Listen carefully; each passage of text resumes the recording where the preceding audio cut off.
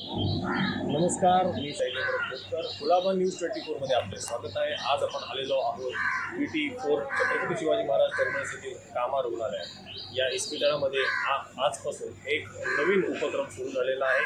आपण बघू शकतो याने वंध्यत्व आणि गरजू रुग्णांना अत्यंत मदत होणार आहे. Assisted reproductive technology ART clinic, सहाय्यक प्रजनन तंत्रज्ञान चिकित्सालय आणि आपण याबाबतच आज बोलणार आहोत इस्पितळ रुग्णालयाचे अधीक्षक डॉक्टर तुषार पालवे यांच्याशी.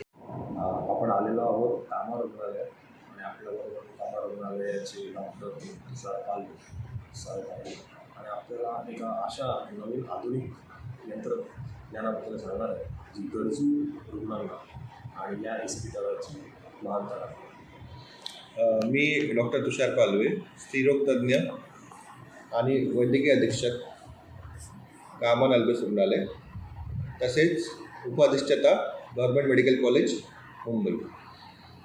आत्ताच आमच्याकडे मागच्या आठवड्यात ART बँक म्हणजे आर्टिफिशियल रिप्रोडक्टिव्ह टेक्निक बँक याच्यासाठी परवाना भेटलेला आहे.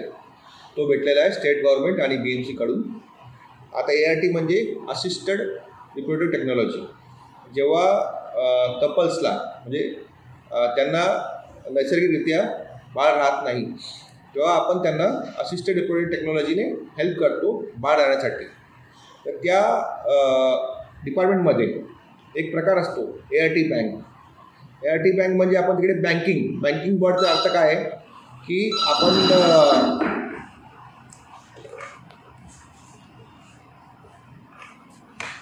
बँकिंग वर्डचा अर्थ काय आहे की आपण बँकिंगमध्ये एखाद्या गोष्टीची बँकिंग करतो. आता ART बँकची काय गरज आहे? ART बँकमध्ये असतं ओवम म्हणजे अंडाशय, ओवमचा साठा करतो, स्पर्म शुक्रजंतूचा साठा करतो आणि जे फर्टिलाइज ओवम असतात त्यांना म्हणतात एम्ब्रिओ, तर त्याचा साठा करतो. तर असं आपण साठा करून ठेवतो. या साठ्याची गरज कधी येते? जेव्हा महिला जी असते ती वर्किंग असते पण तिचं म्हणणं असतं की आता मी यंग आहे पण मला आता बाळ ठेवायचं नाही आहे, मला 30 वर्षानंतर बाळ ठेवायचं आहे. म्हणजे आता ती मी 25ची आहे पण मला बाळ ठेवायचं आहे 30 वर्षानंतर. आता जे तिचे ओम असतात ते चांगल्या क्वालिटीचे असतात, स्पर्म चांगल्या क्वालिटीचे असतात हजबंडचे, म्हणून ते आपण साठा करून ठेवतो त्याचा. आणि दुसरी गोष्ट म्हणजे जेव्हा इथे हे कॅन्सर रुग्णालय आहे तर कॅन्सर रुग्णालयामध्ये बरेचसे पेशंट आमच्याकडे यंग पण आहेत, त्यांना ओव्हरीचा कॅन्सर आहे. पण आपण जेव्हा किमोथेरपी आणि रेडिओथेरपी देतो तेव्हा ते अंडाशय खराब होतं, ओमची क्वालिटी खराब होते. तर अशा पेशंटमध्ये आम्ही त्यांचं ओम काढून घेतो आणि मग त्यांना किमो रेडिएशन देतो. तर अशा रुग्णांना सुद्धा याचा फायदा होतो. त्याला म्हणतात ART बँक. आणि ही मशिनरी काही आहे का नवीन आलेली?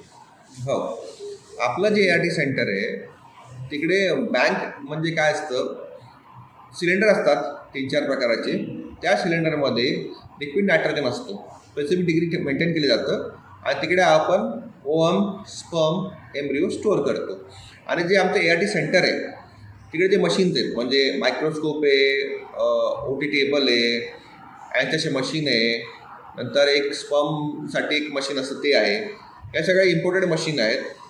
तिकडे आपण ओम काढून त्याला म्हणतात ओम पिकअप, स्पर्म नंतर स्पर्म डोनेशन करतात आणि स्पर्म आणि ओमचं आपण फर्टिलायझेशन करतो लॅबमध्ये.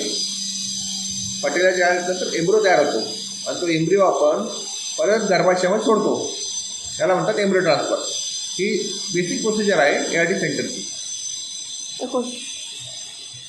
यामुळे आर्थिक गणित कधी कोणाचं गरजू इस्पितळात आलेले होत असते. आर्थिक भारतातील जनता आणि पिढीच्या नावाकडे आहे की नाही हाताने कशी ऑर्गनाईज होतं म्हणजे घटनात्मक ही प्रकाशनात्मक पद्धती कशी राबवतात. ART सेंटर किंवा जे IF सेंटर आहे ना, पहिलं मुंबईत जे झालं होतं IVF बाळ जन्माला झालं होतं ती प्रोसेस झाली होती 1980च्या दरम्यान. KM रुग्णालयात झाली होती पण ते फक्त पहिलं बाळ होतं. नंतर गव्हर्नमेंट हॉस्पिटलमध्ये ही गोष्ट कधीच घडली नाही. कामा रुग्णालयात हे पहिलं रुग्णालय आहे पूर्ण महाराष्ट्रामध्ये गव्हर्नमेंटचं, जिकडे ही ART सेंटर उघडलेलं आहे. ART सेंटर गव्हर्नमेंटमध्ये का पाहिजे? आपण जर ART सेंटरचा बाहेर कॉस्टिंग काढलं, म्हणजे ART सेंटरला आपण जर महिला ट्रीटमेंट करायला गेली, आपण नावं ऐकतो बरेचसे, ऑनलाईन ऐकतो, टी व्हीवर ऐकतो. एक जे सायकल असतं, एक सायकल, त्याचा खर्च 2 ते 3 लाखाचा असतो आणि ती सायकलचा खर्च 8 ते 10 लाखापर्यंत येतो. मग गरीब रुग्णांनी काय करायचं? त्यांनी कुठे जायचं? त्यासाठी आपण ART सेंटर उघडलं आहे. त्यामुळे जे गरीब दाम्पत्य आहे त्यांना खूप फरक पडणार आहे आणि त्याचा बराचसा पैसे वाचणार आहे. म्हणजे आपल्याकडे जो बाहेर रेट आहे त्याच्या 10 ते 15% रेट आपल्याकडे आहे. आपण कामा रुग्णालय येते आणि ART सिस्टीममुळे गरजू रुग्णांना या इस्पितळात किती फायदा होणार आहे आणि होणारं नुकसान हे किती वाचून सेवा मंदिर हे किती मोठं होणार आहे हे आज आपण पाहिलं.